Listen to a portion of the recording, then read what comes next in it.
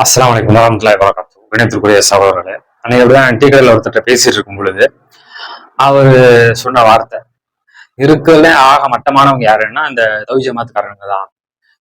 குர்ஆன் ஹதீஸ்னு பேசுவாங்க, தொழ மாட்டானுங்க, ஹராமான வேலையை செய்வாங்க, திருத்தனமா வரட்சணை வாங்குவாங்க, வட்டி வாங்குவானுங்க.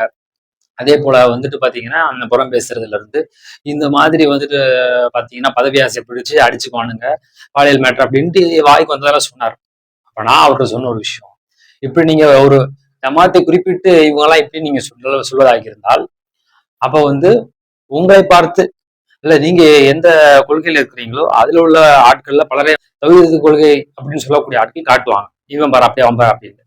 அப்ப தௌஹீத் ஜமாத்து, சுன்னத் ஜமாத்து, தப்லீக் ஜமாத்து, சலஃபு கொள்கையில் இருக்கிறாங்க தாக்கா அப்படின்னு சொல்லிட்டு அவங்க இவங்க அப்படின்னு சொல்லிட்டு இப்படி ஷியால இருக்கிறாங்க, அவன் இப்படி இருக்கான் இவன் இப்படி இருக்கிறான்னு சொல்லிட்டு கொள்கையை விமர்சிக்கலாமே தவிர பண்பு ரீதின்னு பார்த்தா எல்லாத்துலயும் நல்லவன் இருப்பான், கெட்டவன் இருப்பான்.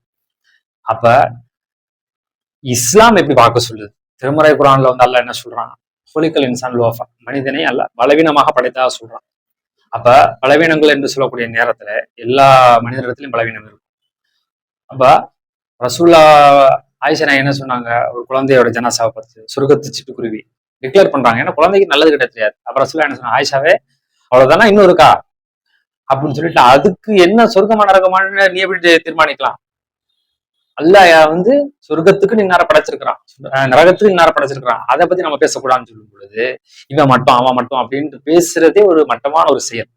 அப்ப இது போன்ற தெளிவுபடுத்தி வந்துட்டு சொன்னதுக்கு அப்புறம் வந்து அவரு சரிங்க பாய் அப்படின்னு சொல்லிட்டு சில இது மாதிரியான அதாவது ஒரு கொள்கையை விமர்சிப்பதற்கு பதிலாக அந்த கொள்கையை விமர்சிக்க முடியவில்லை என்று சொன்னா அடுத்த டார்கெட்டாக மனிதர்களை பார்த்தீங்களா அவன் அப்படி இருக்கான் இப்படி இருக்கா அப்படின்ட்டு மனிதர்களை வந்து எடைப்படவே முடியாது. ரசூல்லா காலத்துல கூட வந்து என்னது, ரசூல்லா துளைக்கு போகும்போதுதான் வந்து அல்லா வகியா இருக்கிறான், முனாஃபிக்கு துளைக்க கூடாது, நீங்க 70 முறை பாவ மன்னிப்பு கேட்டாலும் வந்து என்னது அவன் பாவம் மன்னிக்கப்படாது. ரசூல்லாவாலே கணிக்க முடியல யார் நல்லவன் நினைச்சாங்க, கணிக்க முடியல அப்படின்னு பொழுது இது போன்ற பேச்சுக்களை தவிர்த்து விட்டு மனிதனை மனிதனாக பார்க்கும்.